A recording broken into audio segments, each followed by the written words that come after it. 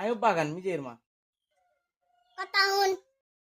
তুই লগে কথা আছে মানুষের দাদা লাগতো আসসালামু আলাইকুম সবাই শুনেন আর হুতের বউ আনছি আগে আনো করে শুনেন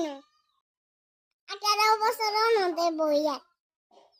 সে কথালে শুরু করে বলে আনছি আমার 18 বছর হয়ে গেছে সেটালে দাওয়াত দিয়ে আমি সরাই দাবা সামনে মাসে 13 তারিখ সবাই দাবা মা কিতে কিতে খাওয়াবেন ডিম